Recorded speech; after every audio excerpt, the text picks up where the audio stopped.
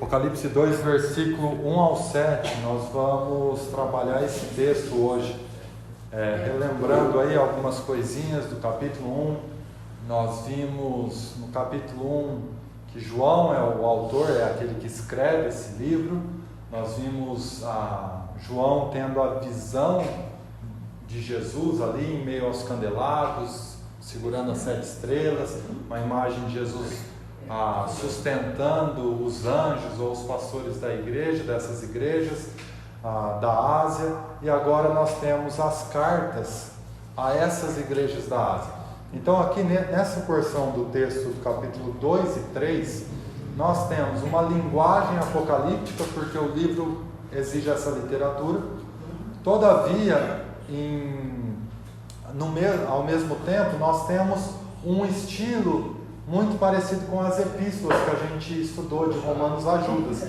Então a gente tem aí um misto de literatura, mas tudo o que vai ser dito para cada igreja tem conexão histórica com a realidade delas. Se a gente fosse pegar detalhadamente cada coisa disso, a gente ia levar muito tempo.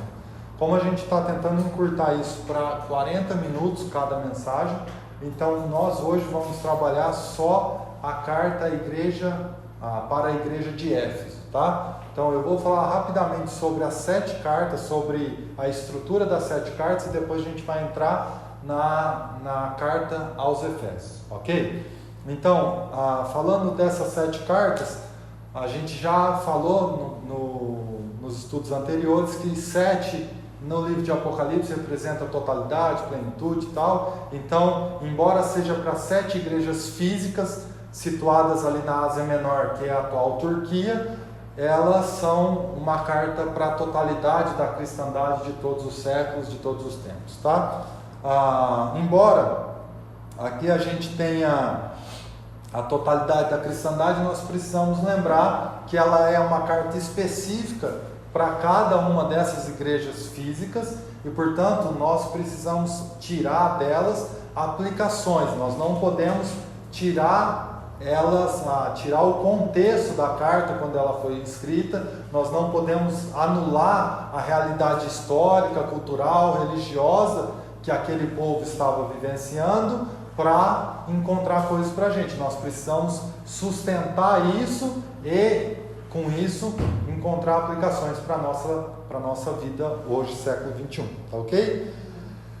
Aqui, através dessas 7 cartas, nós vamos ver, dentre outras coisas, o que Jesus espera de uma igreja local, que basicamente é uma igreja que se reúne, e o que ele não espera de nós, ou seja, os erros que a gente deve evitar como igreja local, e assim nós vamos tirar importantes aplicações práticas para a nossa realidade. As cartas, todas elas, as 7, elas vão seguir uma estrutura muito simples e muito curta. São cartas que têm poucos versículos cada uma. Então, elas seguem a estrutura de destinatário, ou seja, carta à igreja de Éfeso, carta à igreja de Laodiceia, de Esmirna, Tiatira e assim por diante. Então, ela segue a estrutura, primeiro do destinatário e depois uma descrição de Jesus, ou seja, Jesus se apresenta para esse destinatário, para essa igreja, como sendo alguém. E aí ele vai variar essa descrição. Para uns ele vai se apresentar como aquele que é o primeiro e o último. Para outros ele vai se apresentar como aquele que esteve morto, mas agora está vivo. E tem motivos para ele apresentar-se a essas igrejas de maneira diferente. A gente vai tentar encontrar isso, tá? Depois Jesus vai começar a dizer, ou na estrutura ali, na segunda parte da estrutura, a primeira é destinatário e uma descrição de quem é Jesus. A segunda parte é conheço. Jesus sempre vai dizer, eu conheço as tuas obras, ou eu sei o que vocês estão passando, eu sei o que vocês estão vivenciando. Portanto, basicamente vai ter a radiografia de Jesus quanto à realidade daquela igreja. Então, Jesus ele vai fazer a leitura do que eles estão vivendo, fazendo, e consequentemente, Jesus vai dar a eles encorajamentos ou repreensões a partir disso. E por fim, a terceira estrutura, a terceira parte da estrutura dessas cartas, nós temos as promessas, ou seja, ao que vencer darei, e o que vence é aquele que dá ouvidos ao que Jesus está falando e aplica isso à sua vida, a esse eu darei, aí ele vai fazer promessas diferentes para essas igrejas, tá? Que também, obviamente, tem conexão total com a realidade histórica onde elas estão inseridas, tá? Então, carta de Jesus à igreja de Éfeso, Apocalipse 2, versículo 1 a 7. Bom, falando um pouquinho aqui sobre a realidade da igreja de Éfeso, essa igreja foi pastoreada por dois homens, digamos, significativos na história da igreja: Paulo e João. Dois meia boca ali, né? Não tinha muita dedicação ao evangelho, esses dois caras, né? Então, dois caras importantes na cristandade do primeiro século. Esses dois pastorearam essa igreja de Éfeso, e não é por acaso. As coisas não são por acaso nas escrituras, né? Éfeso era uma cidade importantíssima. Ela era a capital dessa província romana. Portanto, ela era uma cidade extremamente rica. Ela tinha o porto mais importante de toda a região. Como eu já disse na introdução, o porto de Éfeso era o lugar de meio termo entre o Egito e Roma. E, portanto, muitos navios vindo do Egito com trigo, que era matéria-prima elementar, necessária para a vida, aportavam em Éfeso, trocavam seus escravos remadores e continuavam o seu trajeto até Roma. Então era um porto extremamente importante naquela região, o mais importante certamente. Era uma cidade extremamente próspera, tinha um lindo teatro, o qual Paulo inclusive vai falar para nós em Atos 19, versículo 29 e 31, ele vai lá pregar nesse teatro. Ela tinha uma grande biblioteca, com 2 andares, e ela tinha o grande templo da deusa Diana. Então, dentro dessa pequena introdução sobre a cidade, você tem que ter em mente que o que eu estou te falando é que ela era uma cidade rica, era uma cidade portuária e, portanto, devassa, com um estilo de vida promíscuo, por causa que lugares de viagem é lugar de prostituição, naturalmente, e, portanto, era uma cidade idólatra, porque tinha o templo da deusa Diana, e, por fim, ela era uma cidade ligada ao ocultismo e ao misticismo, que nós vimos quando estudamos o livro de Éfeso, a carta de Éfeso, lá que Paulo escreveu. Nós vimos as conexões, por que Paulo falava determinadas frases. Ele estava dando uma cutucada, ou tentando tirar da mente dos Efésios a ideia de que a deusa dos Efésios, ou então o ocultismo, era quem tinha a sabedoria, o conhecimento de Deus e tal. Ele vai tirando isso, mas enfim. Portanto, era uma cidade cheia de prostituição, uma cidade abastada, uma cidade que tinha devoção a Roma, né, fazia parte do Império. Era uma cidade extremamente rica e que tinha essa idolatria muito forte. A idolatria, para você ter uma noção, a deusa Diana, nessa adoração à deusa Diana, parte do culto de adoração, ao invés de cantar cânticos igual a gente fez, era ter relação sexual com as sacerdotisas. Portanto, ela era devassa como cultura, não só pelo ambiente de tráfico de pessoas, mas era também promíscua, inclusive por conta da sua religião principal, digamos assim, que era a adoração à deusa Diana, ou também conhecida como Artemis, tá? Vamos lá, ao texto agora. Apocalipse 2, versículo 1, vai dizer assim: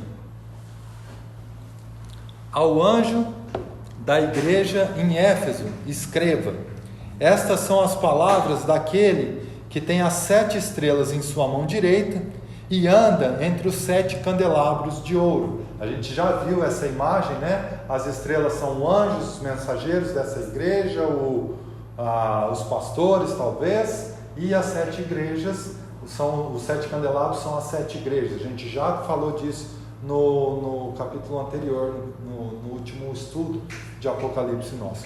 Versículo 2: conheço as suas obras, o seu trabalho árduo e a sua perseverança. Sei que você não pode tolerar homens maus, que pôs à prova os que dizem ser apóstolos, mas não são, e descobriu que eles eram impostores. Então esse é o raio-x é a radiografia que Jesus faz dessa igreja. Vocês trabalham forte, vocês são perseverantes, vocês se doam, vocês são criteriosos no acolhimento dos ensinos, vocês põem à prova aqueles que se dizem apóstolos, vocês conseguem sustentar a doutrina, vocês são uma igreja, digamos, ortodoxa. Vocês mantêm aquilo que foi transmitido a vocês. Aliás, essa era uma admoestação de Paulo, quando ele, em passagem, na ideia de Paulo, era a última vez que ele veria os anciãos de Éfeso, relatado no livro de Atos, ele admoesta aqueles anciãos dizendo: olha, eu estive 3 anos com vocês, não deixei de vos ensinar todo o conselho de Deus, agora eu não mais verei a face de vocês. Sei que após a minha partida entrarão no meio de vocês lobos ferozes. Estejam atentos e guardem, vigiem a igreja sobre a qual Jesus lhes colocou como bispos. E portanto, Paulo ele fez o que pôde para plantar, para formar, para equipar essa igreja. Um dia ele teve que ir embora. Quando ele volta e faz a sua despedida, ele diz: olha, vai entrar caras aqui tentando introduzir falsa doutrina, tentando usufruir ou usurpar a igreja, roubar a igreja. E ele fala: mas vocês que já conhecem a palavra, vocês que fazem parte dessa igreja, vocês que viram quanto sofrimento foi plantar essa igreja, sejam firmes, não abandonem aquilo que foi transmitido para vocês. Parece-me, a partir dessa radiografia que Jesus fez, que eles tinham sido fiéis quanto a isso. Eles olhavam para alguém e percebiam, a partir do ensino dessa pessoa, se ele era de fato alguém enviado por Deus ou se era um falso profeta, um falso mestre. Parece-me que eles foram criteriosos, corretos nisso, e eles continuaram trabalhando arduamente. Por que eles fizeram isso? Bom, talvez porque eles aprenderam de Paulo, o cara que se dedicou 3 anos para essa igreja. E portanto, ela estava seguindo os passos de Paulo, digamos assim. Todavia, tem um detalhe: nós precisamos, agora aplicando para a nossa realidade, nós precisamos entender que Rio Preto, por exemplo, falando para nós temos inúmeros templos, sem fim, talvez 10.000 igrejas, eu não sei quantas igrejas nós temos aqui, mas o fato é que se nós fôssemos criteriosos, se nós sustentássemos a palavra, tivéssemos ela em alta estima, cá entre nós sobrariam menos de 10 templos, talvez, em Rio Preto. Todos os outros seriam esvaziados e fechados por falta de gente entrando lá, porque são templos que, embora chamam igrejas, embora se denominem evangélicas, que quer dizer a fé que veio dos evangelhos, elas são igrejas falsas, que não têm a palavra em estima. Elas ensinam o que não é bíblico, elas colocam uma fé mística, uma fé pagã para dentro das suas portas. E portanto, nós precisamos entender que nossa responsabilidade como cristãos é sustentar a sã doutrina, é sermos ortodoxos, é não deixarmos jamais que a sã doutrina se perca. Essa é nossa responsabilidade, era a responsabilidade da igreja de Éfeso, era algo que eles estavam fazendo, e a nossa responsabilidade sempre foi a responsabilidade da igreja ao longo dos séculos.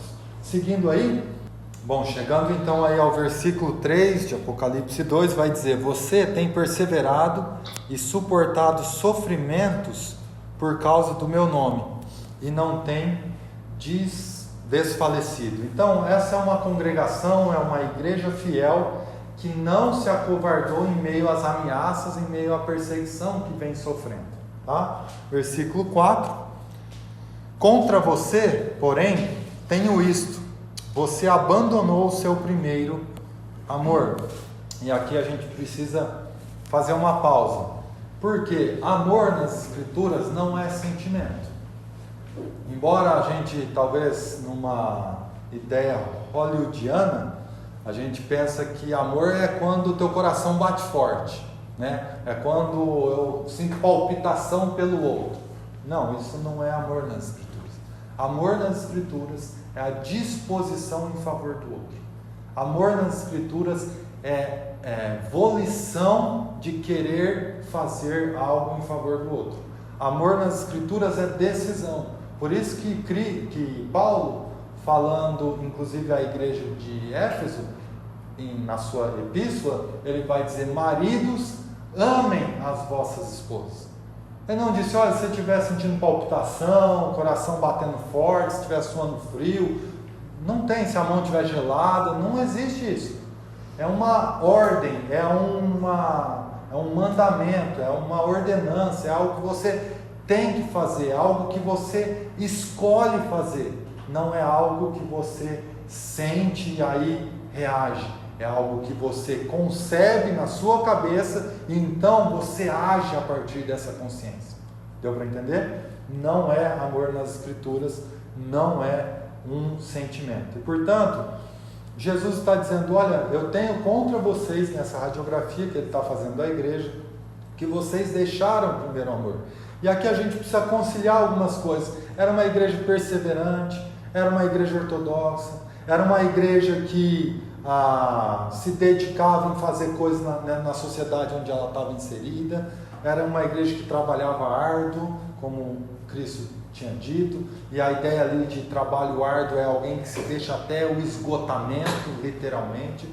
Portanto, era uma igreja ativa na sociedade.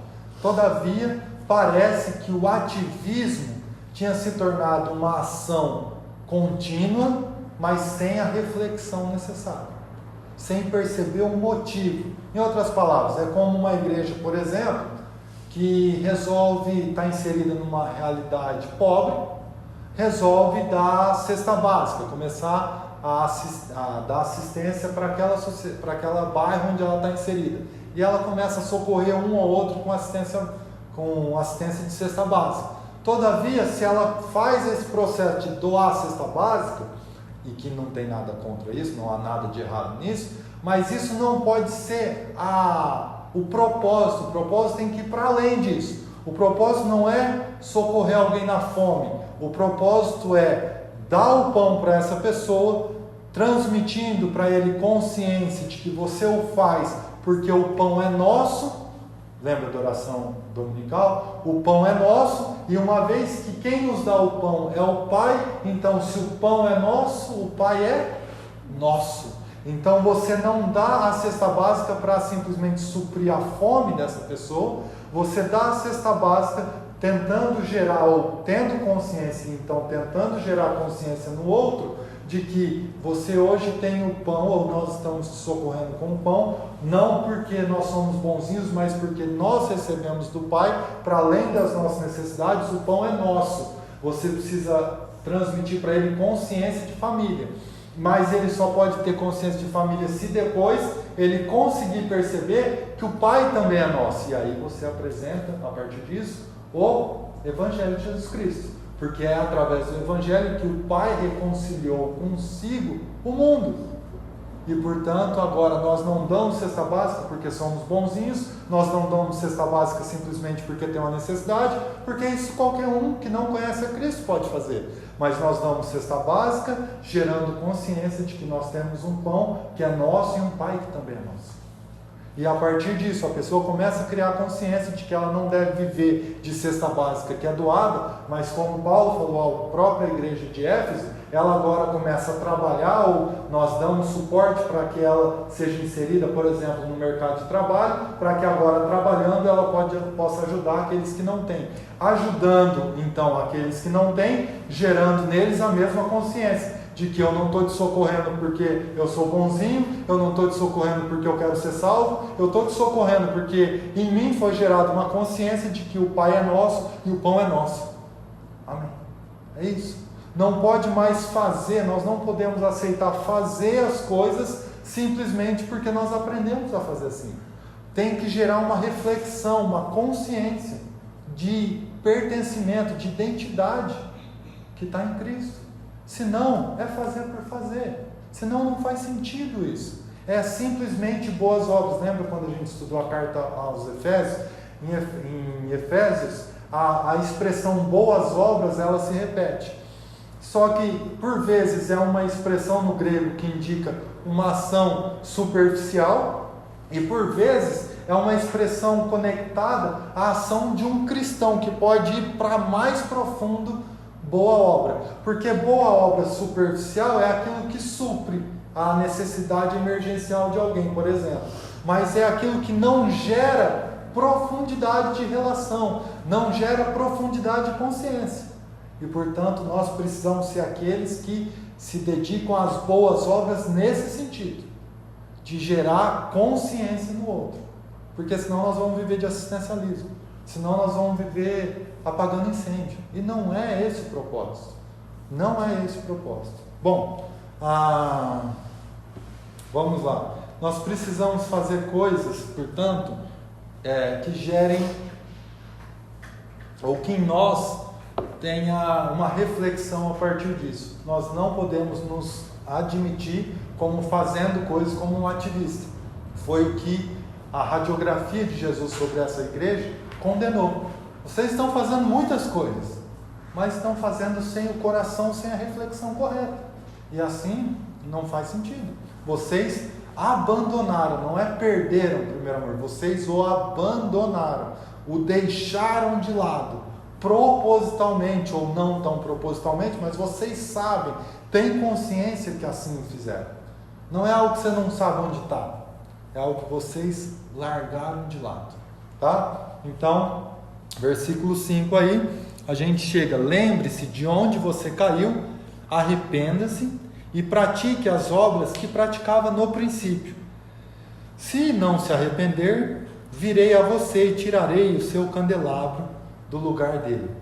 Bom, a exortação é para que eles, ou para que a igreja, e portanto formada por pessoas, para que eles, pessoas, se arrependam, que voltem a se dedicar em amor àquilo que estão fazendo. Não é simplesmente fazer pelo que faz. Deixa eu te dizer um negócio. Talvez você esteja vindo à igreja local porque acostumou-se a vir aos domingos aqui. Talvez seja um ritual que se estabeleceu na sua vida. E não há nada de mal em ter estabelecido isso, uma rotina. Todavia, precisa ser mais do que isso. De outra maneira, não faz sentido estar aqui. De outra maneira, é só mais um domingo lá. Não, é mais um domingo onde eu tenho a oportunidade de conversar com meus irmãos, de encorajar o que está abatido, de me alegrar com o que tem se alegrado. É mais uma oportunidade de receber a palavra de Deus, de me alimentar dela, de refletir sobre isso, para que a minha vida ganhe sentido e propósito. Não pode ser automático. Não faz sentido isso para nós, tá? Então, são coisas que a gente precisa ir refletindo ao longo do tempo. Bom, esse versículo 5, ele vai dizer então que se eles não se arrependerem, eles deixariam de ser igreja. Porque ele diz, se vocês não se arrependerem, irei a vocês e tirarei o seu candelabro. A ideia é da menorá, aquilo que ilumina. E portanto, vocês deixarão de ser luz para o mundo. Se vocês deixarem de ser luz para o mundo, vocês perdem o seu propósito. Não tem sentido de existência. Vira uma vida sem sal, sem sabor, vira uma vida sem vinho, vira uma vida sem alegria, sem senso de eternidade. Vira uma vida como qualquer outro. E o Evangelho não é isso. Não é isso absolutamente. E portanto, alguns aqui vão levantar a partir dessa repreensão ou dessa, entre aspas, ameaça, a ideia de perda de salvação, né? Porque ele fala, se não se arrepender, virei a você e tirarei o candelabro do lugar dele. Aí eles falam, tá vendo? Você que é igreja pode deixar de ser igreja, né? E portanto você pode perder a salvação. Gente, calma lá. Aqui nós estamos falando para um grupo de pessoas, não para indivíduo. Não estamos tratando de indivíduos, de indivíduo. Estamos trabalhando coletividade. Estamos trabalhando indivíduos, no plural. Portanto, não, absolutamente. O que ele está falando é para a igreja de Éfeso, não é para um membro de uma igreja. É para a igreja, é para uma coletividade. E portanto, se vocês não se doarem a fazer o que eu estou fazendo, o que eu estou falando, a olharem aonde vocês abandonaram o amor e voltar a ele, vocês vão perder o sentido de estar aí. vocês vão perder o sentido de ser igreja, vocês vão deixar de ser a luz no meio dessas densas trevas que é a realidade de Éfeso, tá? Então, isso não faria sentido a ideia de perda de salvação aqui, até porque, para o cristão, o modo de perder, o medo de perder a salvação está morto. Porque aquele que busca salvar a sua própria vida, disse Jesus, a perderá. Não faz sentido, eu não posso ser alguém que vivo tentando salvar a mim mesmo. Eu não posso ser alguém que vivo achando que se eu fizer isso ou aquilo, eu vou para o inferno. Não é isso. Eu não posso viver mais com medo, porque o amor de Cristo lançou fora o medo. Eu tenho a Cristo e, portanto, eu não temo mais a condenação. Eu não vivo mais como quem vive pensando, se eu fizer isso, eu vou perder aquilo. Não faz mais sentido isso para nós. Jesus, em Mateus 16,15, vai dizer, porque quem quiser salvar a sua vida, a perderá. Mas quem perder a vida por minha causa, a encontrará. É o paradoxo do Evangelho, não é mesmo? E portanto, nós como cristãos não vivemos mais nessa ânsia de se eu vou perder a salvação ou não vou perder a salvação. Isso é uma pergunta de alguém que é infantil.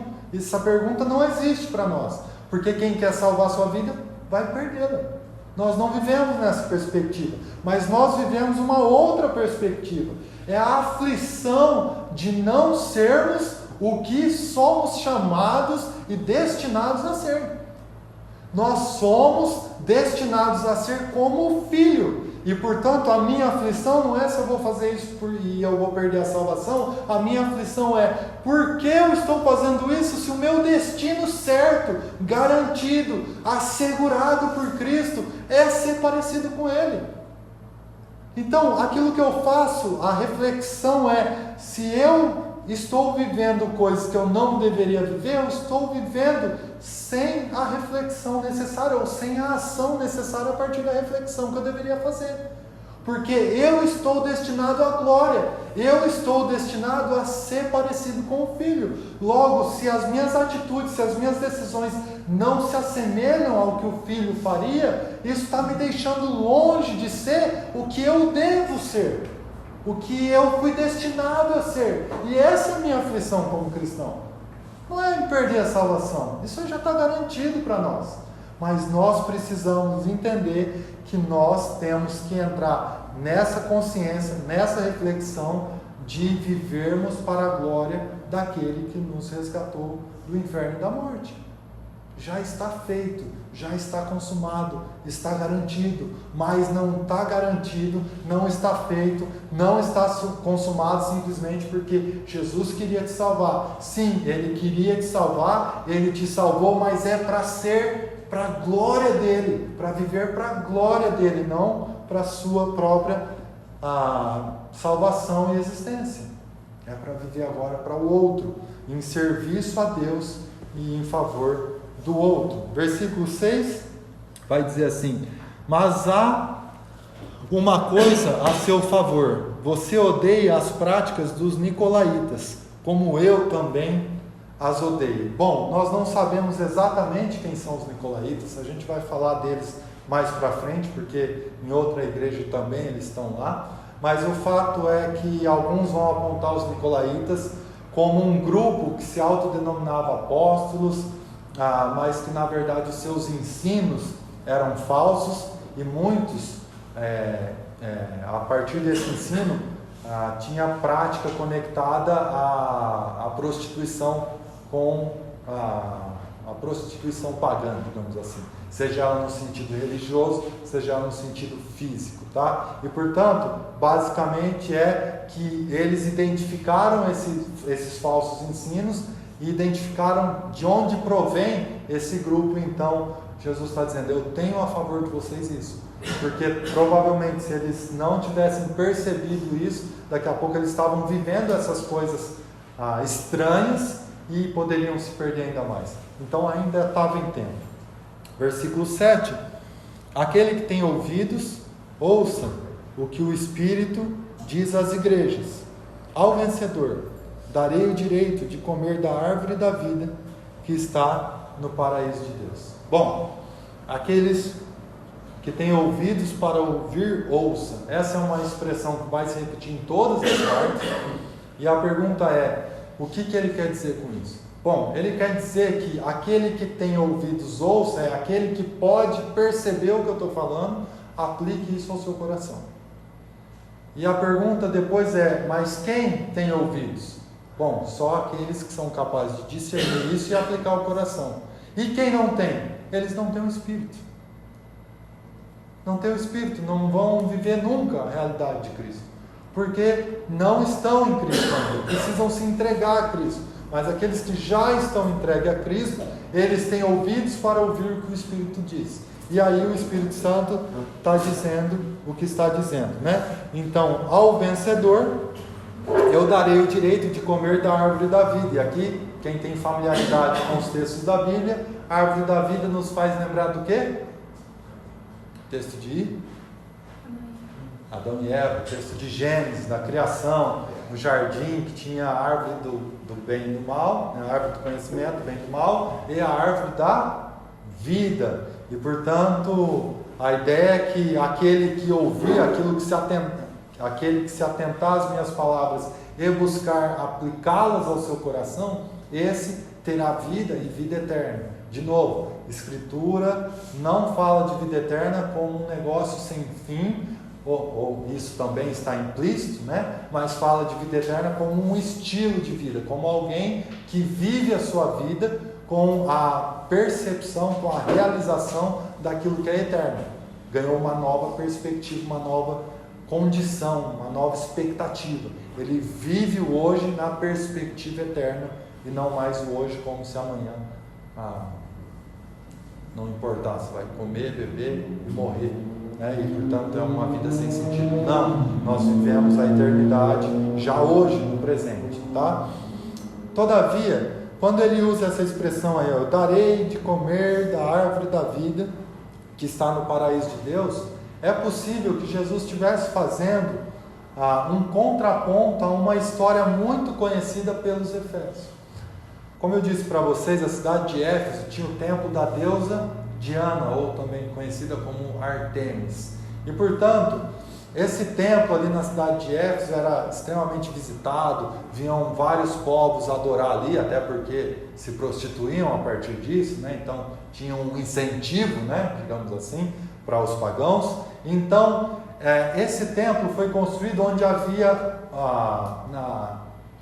dentro dessa concepção da religião pagã da deusa Diana, havia a concepção de que havia uma árvore sagrada. E essa árvore sagrada tinha uma árvore lá, que era desse nome, dessa espécie, que era considerada uma árvore sagrada para os pagãos, adoradores de Diana. Tinha uma árvore no local que foi tirada para a construção do templo. Mas eles sempre tiveram essa espécie de árvore como uma árvore sagrada, que dava um fruto sagrado. E portanto, quando Jesus está dizendo aqui, olha, ao que vencer, ou ao vencedor, eu darei de comer da árvore da vida, ele está fazendo um contraponto à religião pagã. Ele está dizendo, olha, eles vão lá adorar um Deus falso, se prostituir e supondo estar comendo, digamos assim, do fruto da árvore sagrada. Eu vos digo que ao que vencer, ao que aplicar essas palavras ao seu coração, eu darei a árvore de comer do fruto da árvore da vida. Em outras palavras, talvez você esteja se sentindo atraído a esses desejos pagãos, a esses desejos de alimentar a sua carne, de se prostituir, de adorar o que não é verdadeiro. Mas eu te digo, resista a isso, porque aqueles que resistirem, aqueles que se arrependerem, aqueles que se voltarem a viver o primeiro amor, a verdadeira fé, a fé que gera atitude, mas a partir de uma reflexão, eu darei de comer o fruto verdadeiro da árvore da vida. E portanto ele estava fazendo aí um contraponto direto com essa realidade. E talvez uma aplicação para a gente encerrar Não se deixe enganar por esse mundo de misticismo. Não se deixe enganar por essas coisas atrativas. Se atente às Escrituras. Talvez a sua tentação hoje seja conseguir algo, uma casa, um carro, uma grande tranquilidade financeira. A pergunta é: isso é pecado? Lógico que não. Mas como você vai conseguir isso? Pode te jogar para longe do que é a verdade de Cristo. Portanto, como você vai alcançar isso? Eu vou dar o exemplo. A Andressa passou num concurso, né, Andressa? A Andressa passou num concurso. E é excelente, é uma situação que dá a ela estabilidade, talvez dê um salário melhor, até porque ela não estava trabalhando, né, Andressa? Muito, estava lá no shopping, enfim. Mas para ela a situação, a condição financeira vai melhorar e ela vai ter mais estabilidade. Mas se ela for lá trabalhar só por isso, cara, que vida desgraçada ela vai ter. Que vida triste, sem sentido verdadeiramente. Ela vai passar 8 horas do dia dela, em outras palavras, 1/3 da vida dela, fazendo coisas sem sentido. É uma vida miserável, por mais que possa ter estabilidade, por mais que possa ganhar um bom salário, é uma vida miserável. Mas se ela for lá, entendendo o papel dela na sociedade, que ela está servindo pessoas, se ela for lá pensando em apresentar, levar pessoas a Cristo, a vida dela vai ganhar sentido. Ela não vai ter uma vida miserável. Se eu fico ali no caixa, na minha empresa, passando ali, vocês fazem uma besteirinha, né, Jéssica? Uns erros. Sim. Mas isso aí a gente deixa quieto, né? Então, se eu estou ali no caixa simplesmente para passar os produtos, ensacar eles e ganhar um dinheiro, cara, que vida miserável, que vida xarope, que vida sem sentido. Deus não nos chamou para isso. Nós estamos ali para servir o eterno, para glorificar a Deus, e portanto eu preciso estar atento, percebendo o rosto das pessoas que sempre passam ali. Se hoje ela está triste, se hoje ela está feliz, tentar puxar um assunto, tentar deixar uma palavra de encorajamento, tentar perceber qual é a noção dela sobre Deus, para depois eu tentar elevar essa noção dela sobre Deus. Porque nós temos um povo que ama a ideia de crer em Deus. Eles só não sabem quem é Deus, porque eles não conhecem as Escrituras via de regra, mesmo os evangélicos. E portanto, é meu papel, eu estou ali para isso, é o nosso papel como cristão, servir a Deus no nosso dia a dia. Isso inclui no nosso trabalho, na nossa casa e em qualquer outro lugar que a gente esteja. Portanto, nós precisamos entender que o mundo está aí transmitindo para nós estímulos para que a gente deixe a verdade de Deus. Mas nós não podemos. Primeiro, não podemos deixar a ortodoxia. Segundo, precisamos entender, identificar os falsos mestres e tirá-los do meio, não ouvi-los. Terceiro, precisamos fazer obras, boas obras, mas elas com reflexão eterna, não simplesmente fazer pensando numa realidade física.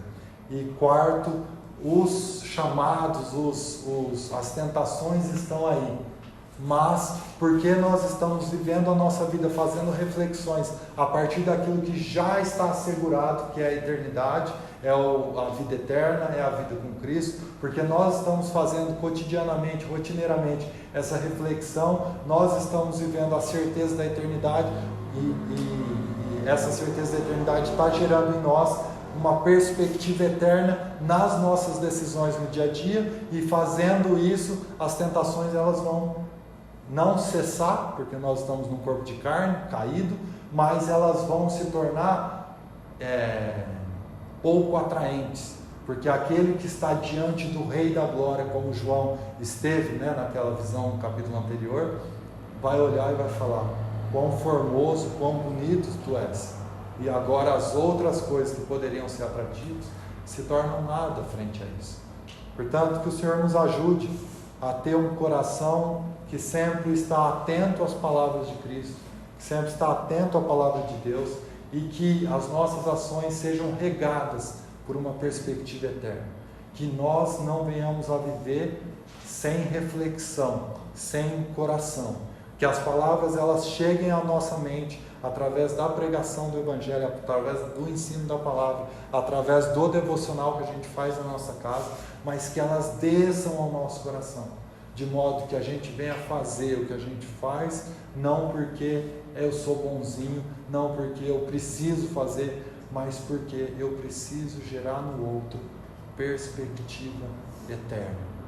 E assim fazendo, nós estaremos vivendo o que Cristo nos chamou para viver, e nós receberemos do fruto da árvore da vida, assim como a igreja de Éfeso.